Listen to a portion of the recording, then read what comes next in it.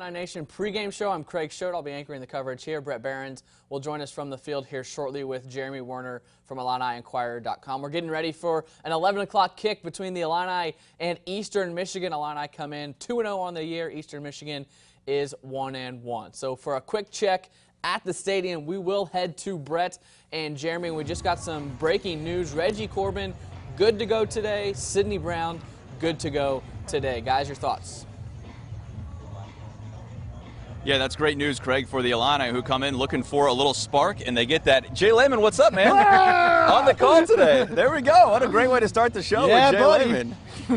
He's ready to tackle somebody. I think he wishes he could probably be in the game today, but that Reggie Corbin and Sidney Brown news certainly big for the Illini. Your first thoughts on that, Jeremy? Not too unexpected. I think Reggie Corbin, probably if they really needed it to, could have gone last week, and they got away with it. But their running game could use a little jolt. I mean, they have some depth there. Those guys played decently, but it wasn't electric, right, like Reggie Corbin. So you get him fully healthy, adds another weapon to an offense that is really tough for Eastern Michigan to account for with Brandon Peters in that passing game. The biggest news is probably Sidney Brown back, with Tony Adams out today. It seemed like a head injury there. They needed some safety depth, and that's one issue that the defense has had so far, is that safety depth has been tested. And you saw last week, UConn was able to get some passing yards going there. So Sidney Brown, who's going to start, missed the first or second day of practice, right, left with that hamstring injury. So get him back, a kid who started 10 games last week, gives him a better athlete, upgrades that position that sorely needs it today against Mike Glass in Eastern Michigan. Yeah, and we'll break down that secondary concern for the Illini, how they will fare against Mike Glass III, because he can sling it a little bit.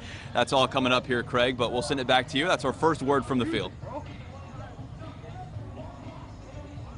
Those of you that are just joining us for the first time, we're on WCIA.com, the WCIA3 News app, and on Facebook Live. I have Facebook right here. So if you have any questions for me, Jeremy, or Brett, just ask us on our Facebook Live. I'll see if I can relay it to them and we can get some insight. But the game today is the Illini and Eastern Michigan.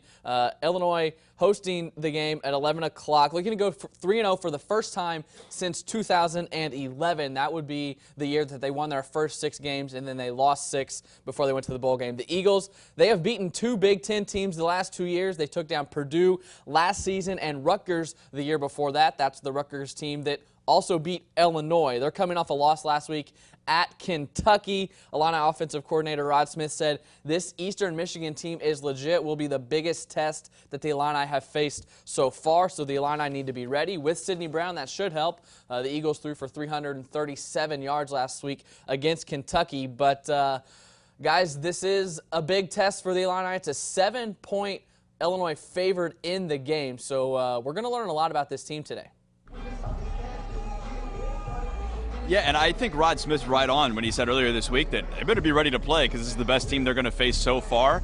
And only a 7-point spread. Vegas says that this is going to be a close game, and I think that's pretty close, don't you? I heard Bear on College Game Day actually picked Eastern Michigan to cover those points, too. So It's not too big of a surprise. Last 2 years, these teams have equal amount of Big Ten wins. So Eastern Michigan went to Rutgers, got that win, went last year to Purdue, which ended up being a pretty dang good Purdue team, held them to 19 points. So if Illinois plays like it did against UConn, they probably lose this game. UConn's one of the worst FBS teams in the country, and you barely squeaked by. But you got by, right? You learned how to win. Akron, you didn't make any mistakes. You rolled over them.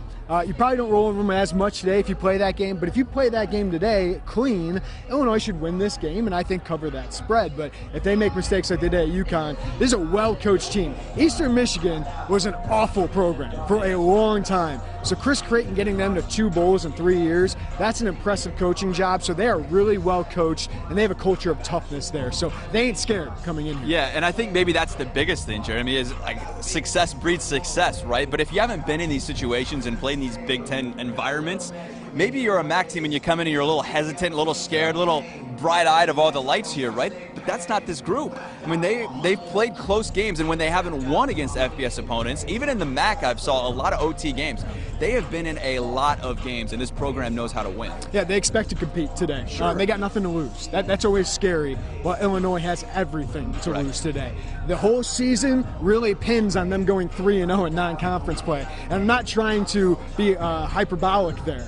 because you look at the rest of the Big Ten schedule, though Minnesota looks a little more beatable, Nebraska looks a little more beatable. If Illinois loses to Eastern Michigan, they don't look so beatable. Yeah. So to go 3-0, set yourself up to where you only have to win 3 of 9 Big Ten games, that's the path to a bowl game. Otherwise, you're behind the 8 ball right away. You got to take care of business. And if a team wants to be a bowl team, you got to beat teams like Eastern Michigan. Well, and I think it really changes the perception of the fan base, too. This fan base is hungry for success. They're hungry for something. And they have that something with the Nebraska 7 o'clock game at night. I mean, that is set up perfectly, but you can't overlook this Eastern Michigan game. You have to set yourself up to be 3-0 to give yourself a chance at a bowl game, and that's why this is so important. Today isn't the arrival moment, sure, but you need it for next week's arrival moment, or 2 weeks from then, the arrival moment, right? Because if you go 3-0, you come here with 50,000 plus, maybe, against Nebraska. You would hope. I think that's doable. Yeah, because Nebraska's going to bring a bunch of fans, sure, too, yeah, right? They always so do. I think if you do that, you set up a possible breakthrough moment for this program. If you lose today, all of a sudden we're going to be hearing talk about Lovie Smith in the hot seat again. So it's a very important day against a MAC team, a non-conference opponent. And it continues to build as this program continues to build. This is just another step, what they hope to be in the right direction for them. And look, in year 4 with Lovie Smith, you got to win this game at home. It's just what it comes down to. Like last week, Robert was scared of this game, and rightfully so. It ended up being really right. But you got to beat teams like this, and you should beat teams like this. This should be the expectation. But I would say a lot of Illini fans, they'll sign up for a 31-23 win this week, right? Just find a way to win. If it's 3-2, if it's 7-6, you don't care. Just get through with a win. Set yourself up for a bowl game. All right, we're going to break down this matchup coming up even more, Craig. Eastern Michigan poses a big-time threat today for Illinois. We'll see if it can hang. Lots of storylines to talk about as we get ready for kickoff.